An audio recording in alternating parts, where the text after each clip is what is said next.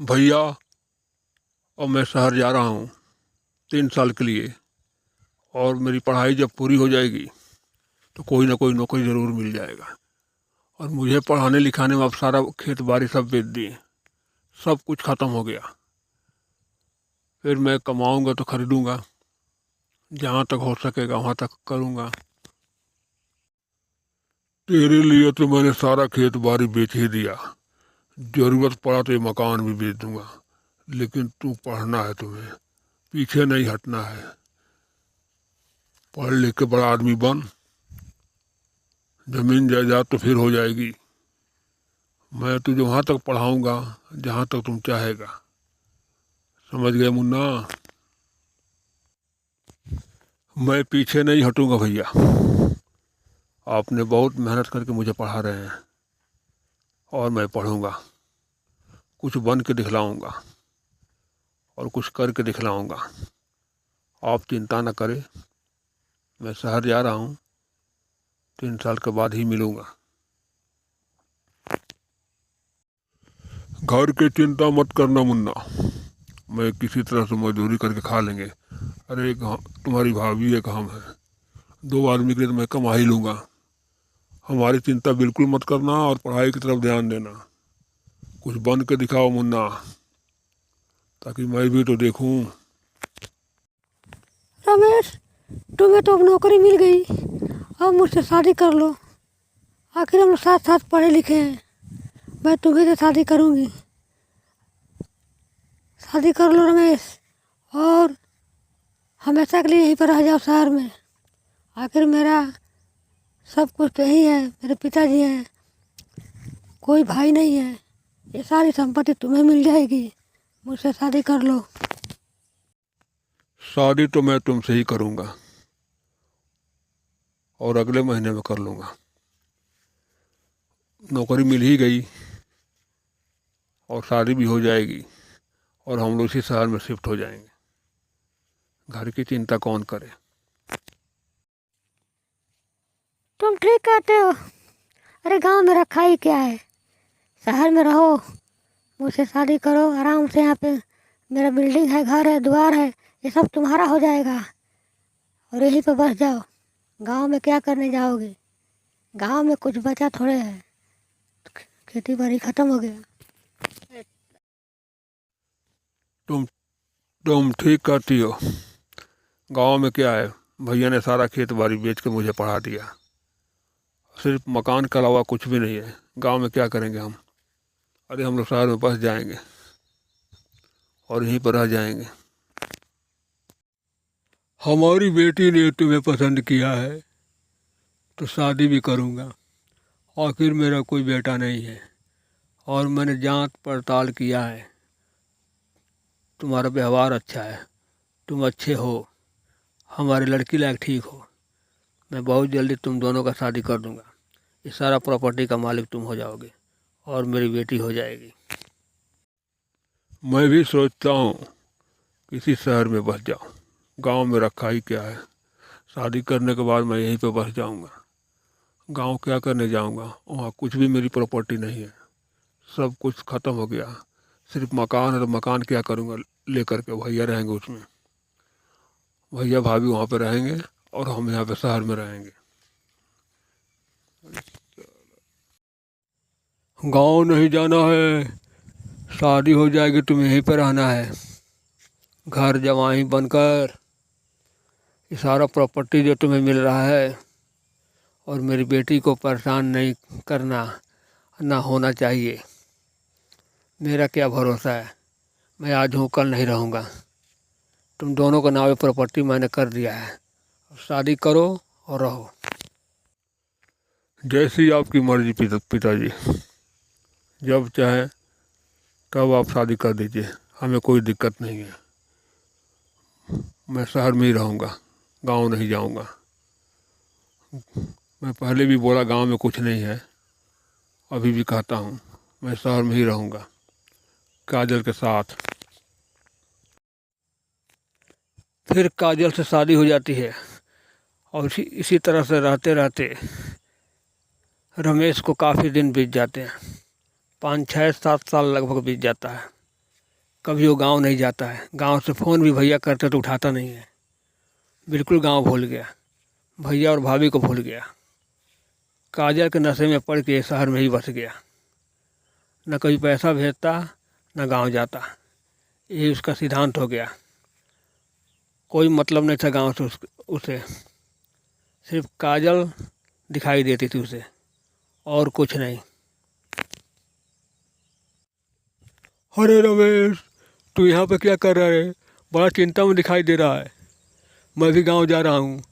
मेरा एक सौतेला भाई, बड़ा भाई था, उसका देहांत हो गया है। बहुत मेहनत किया था मैं पढ़ाने लिखाने में, सौतेला भाई होकर वो मर गए। मैं जा रहा हूँ उन्हें अंतिम संस्कार करने। सारा कुछ करने के बाद ही आऊँगा। अरे कुछ भी नहीं था, मेरा सौतेला भाई ही सही, अपना ही खून तो था। सौतेला भाई मर गया, मैं परेशान हूँ, जा रहा हूँ गांव। तुम तब तक काम करो, मैं कुछ दिनों के बाद लौट के आऊँगा। फिर वो लड़का चल देता है। रमेश चुपचाप देखता रह जाता है।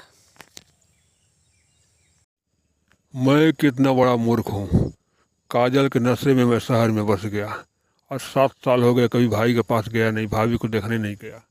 और ये आदमी सौतेला भाई के लिए गांव चला गया। वो मेरा सगा भाई है तो मैं कहीं मिलने नहीं गया। धिक्कार है मुझ पे। मैं आज ही भैया के पास जाऊंगा और भाभी से मिलूंगा। मैं नहीं रुकूंगा शहर में, मैं जाऊंगा भैया भाभी के पास। पता नहीं किस हाल में है वो, आज तक कुछ खबर नहीं मिली। सरला, तुम्हारी बीमारी बढ़ती जा रही है। मैं कहाँ से इलाज कराऊं? सारा पैसा तो छोटे भाई में लगा दिया ज़मीन बेच करके। और तुम्हारी ऑपरेशन के लिए कहाँ से पैसा लाऊं? मैं बहुत परेशान हूँ। मुन्ना फ़ोन भी नहीं करता है कभी। मैं बहुत परेशान हूँ, क्या करूँ? पता नहीं मुन्ना क्यों नहीं फ़ोन करता है। अरे आप क्यों परेशान हो रहे हैं? मुन्ना किसी कार्य में व्यस्त हो गया होगा, समय नहीं मिलता होगा। जब समय मिलेगा तो फ़ोन करेगा। हम लोगों ने कई बार नंबर मिलाया लेकिन व्यस्त बताता था, कभी उठाया नहीं। अरे उसे समय मिलेगा तो आएगा गांव। आप क्यों परेशान होते हैं? मैं ज़्यादा बीमार थोड़े हूँ, ठीक हो जाऊंगी। ठीक करती हो सरला। मुन्ना का ज़्यादा व्यस्त हो गया होगा, उसे समय नहीं मिलता है फ़ोन करने का। आएगा, मैं जानता हूँ ज़रूर आएगा, लेकिन कब आएगा? हमारे मरने के बाद आएगा या पहले आएगा, मैं कुछ कह नहीं सकता। आप चिंता मत कीजिए, मुन्ना ज़रूर आएगा, आज नहीं तो कल, समझे? काजल, तुम्हारे पिता का भी देहांत हो गया। अब मैं गांव से आया तो कभी गांव में गया नहीं। भैया भाभी परेशान होंगे, क्या किस हाल में हो गए, मैं देखने नहीं गया। दौलत के नशे में ऐसे पड़ा कि भैया भाभी को भूल गया। आज मुझे ज्ञान हुआ, आज मुझे समझ आई है। मैं जा रहा हूँ गांव भैया और भाभी से मिलने। फिर कुछ दिनों के बाद मैं आ जाऊँगा। तुम तब तक अकेले रहो। मैं भैया भाभी को देखे हुए काफ़ी दिन हो गया। मैं जा रहा हूँ, तुम यहाँ पे आराम करो। मैं कुछ दिनों के बाद भैया भाभी के पास से मिल के चला आऊँगा। तुम चिंता मत करना, मैं बहुत जल्द आऊँगा। तुम मुझे पागल समझते हो? मैं भी चलूँगी भैया भाभी के पास। तुमने तो कभी बताया नहीं है, बताया ही नहीं कि मेरे भाई भाभी हैं। अरे तुम्हें बताना चाहिए ना, क्यों झूठ बोले मुझसे? मैं भी देखने चलूँगी, और अभी चलिए फौरन। आपने बताया नहीं, यही बहुत बड़ी गलती किया। क्यों नहीं बताया आपने? आज तक मुझे क्यों नहीं बताया कि भैया हैं भाभी हैं? आप बहुत झूठे हैं। चलिए गांव। सामान पैक करो और अभी चलते हैं। मैं जानता था मुन्ना तो जरूर आएगा, आ भी गया। लेकिन तुमने शादी किया ये बताया नहीं, यही बहुत बड़ी गलती की। लेकिन बहुत सुंदर है। चलो ठीक है। अरे तुम्हें समय नहीं मिला होगा बुलाने के लिए, और जल्दबाजी में शादी कर लिया होगा। खैर, शादी तो बहुत अच्छा किया। भैया मुझे माफ़ कीजिए, मैं सचमुच में दौलत के नशे में पड़ गया था, जो आप लोगों को कभी खबर नहीं लिया। आपका फ़ोन कई बार गया, लेकिन मैंने उठाया नहीं। मैं इतना व्यस्त था और दौलत का नशा आंखों पर चढ़ गया था। आज मुझे ज्ञान मिला तो मैं आ गया हूँ। अब दोनों आदमी शहर में चलिए। अरे मुन्ना तू आ गया ही बहुत है। शहर में क्या करेंगे हम लोग जा कर के? शादी बहुत अच्छी किया है तुमने। हम लोग शहर में नहीं रह सकते ना मुन्ना, गांव में ही ठीक है। और गांव में ही आए हैं, गांव में ही मरेंगे जिएंगे।